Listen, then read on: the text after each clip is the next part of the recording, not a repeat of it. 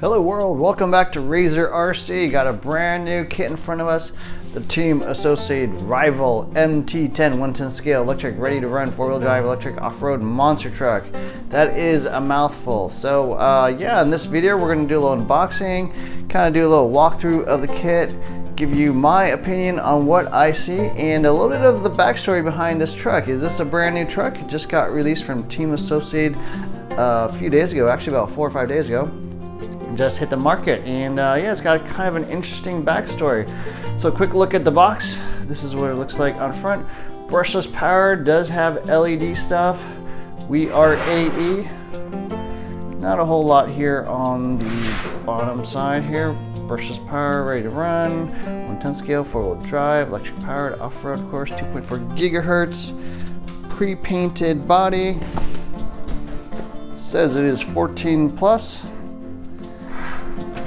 On the back side, a little more information. 4mm heavy duty turnbuckles, 3300 kV motor, blah blah blah. T-plug connector, 12mm hex. High traction, very Badlands looking type wheels and tires. Threaded shock bodies, SU600BL ESC. There's the motor, LEDs. Some sway bars, it looks like, wheelie bar, adjustable turnbuckles, and yeah, I don't know anything else here to take a look at.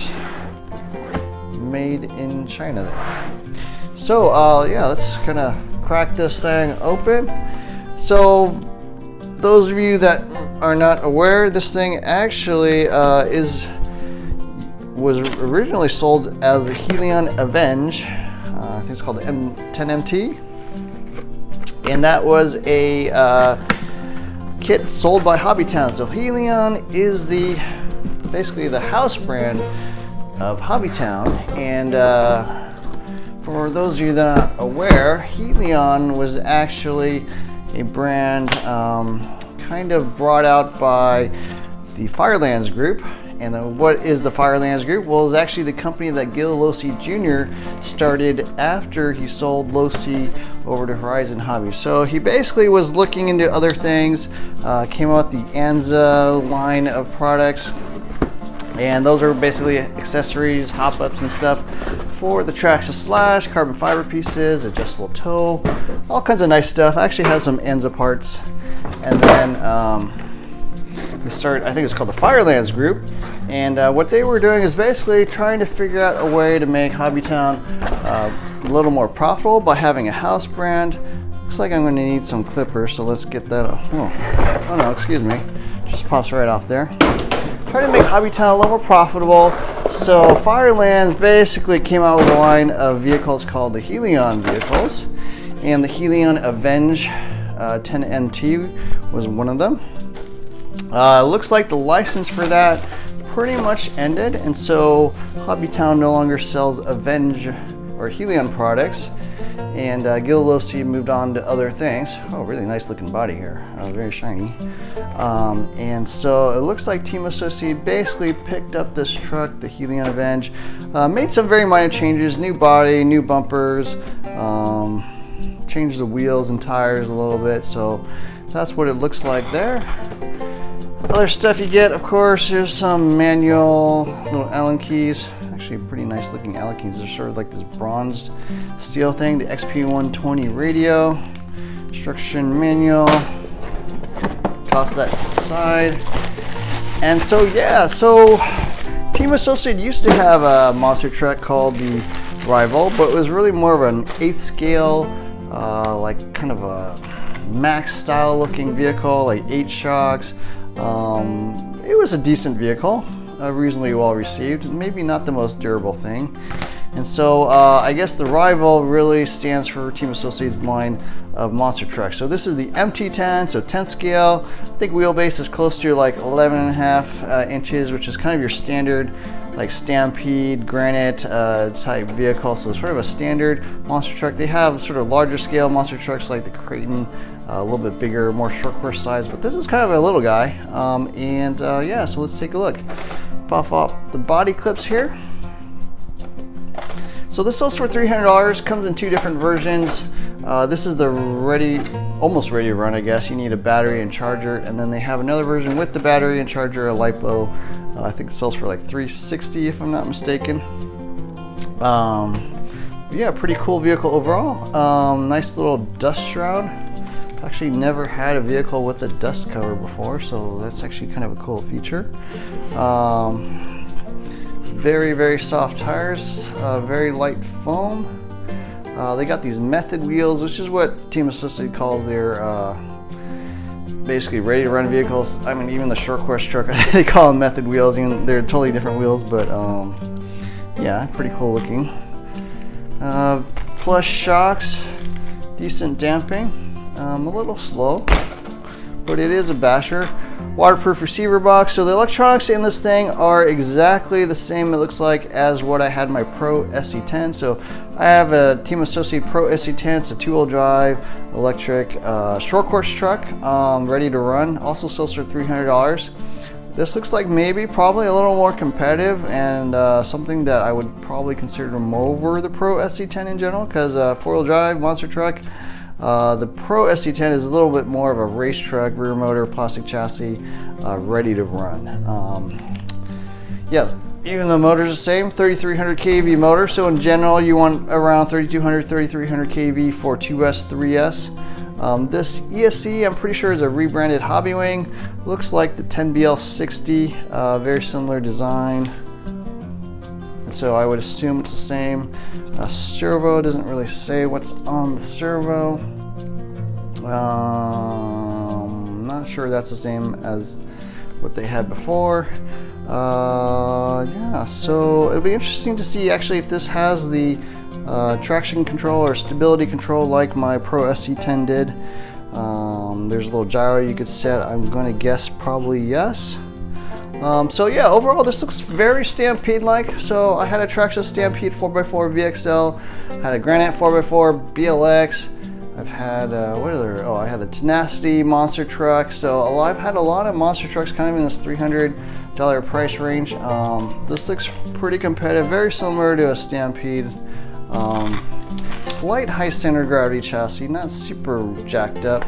Exposed servo links and stuff there on the bottom. Looks like it would probably come apart very similar to a Stampede, so sort of a middle chassis and then a front end side and a rear end side that you can pull out. I believe it has a steel center drive shaft, plastic drive axles on the front and rear ends, adjustable turnbuckles,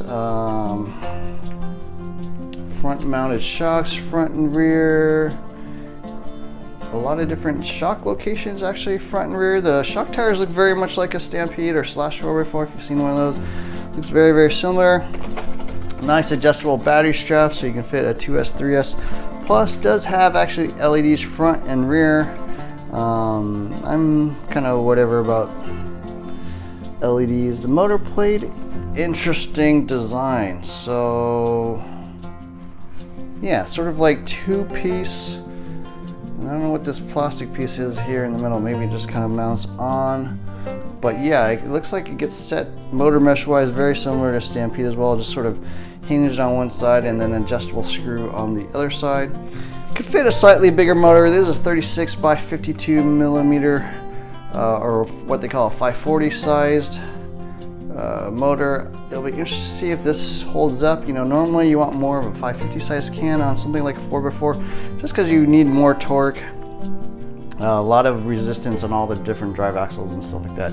Monster wheelie bar integrated into the shock tower and the bottom there. Aluminum ABCD hinge pin braces, very, very beefy, thicker than Traxxas, I believe. They look like they're cast pieces, not machine billet or anything, obviously. Sway bars. This sway bar is on way too tight. Yeah, you're gonna have to loosen that. That's not gonna actually allow your suspension to work very well. Front feels the same. So let's look at the shocks. Springs seem okay. Heavy damping. On rough terrain, this will probably bounce around a bit, but it'll probably land jumps pretty well with that thick shock fluid. Body, PVC, medium thickness. Nice little cutout here on the back to fit over the wheelie bar. 4 standard adjustable body posts. Shocks are all plastic, including caps, shock bodies. Springs, they look like 14 millimeter shocks, I would guess. Maybe, I'm not 14, maybe like 12 or 13 millimeter shocks. So you probably get different shock springs if you want to stiffen those up. Nice little shock guards on the front of those, protect them a little bit. I believe this has a standard differential, fully sealed front, rear, and center, so you can adjust the thickness of those.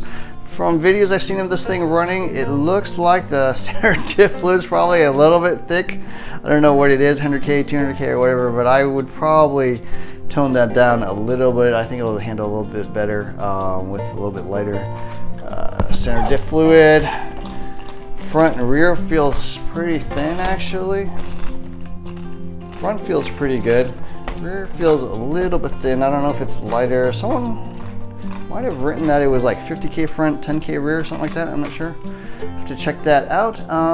But that's pretty much it. In terms of the radio, XP120, I've had several vehicles with this radio. The Reflex 14B, the Pro SE10. Actually, not that great of a radio. I mean, it's got foam, nice little external adjusters, 4 AA batteries, always a good thing. No external big antenna or anything like that, but responsiveness of this radio is fairly low. It is at least 2.4 gigahertz, but throttle crispness for this vehicle I don't think is going to be all that great. Steering also will probably be a little bit on the vague side, but just kind of a starter radio. I am likely will switch this out at some point for a different radio. So I think that's pretty much it. Unboxing of the brand new Rival MT10 by Team Associated, also originally known as the Helion Avenge. And so we're gonna bash this, take it out, it runs 2S, 3S, and we'll try it out. So anyways, thanks for watching. Definitely hit the subscribe button if you like this video, want to see more like it. Share, hit the add notification button, and look for more videos soon. Thanks for watching.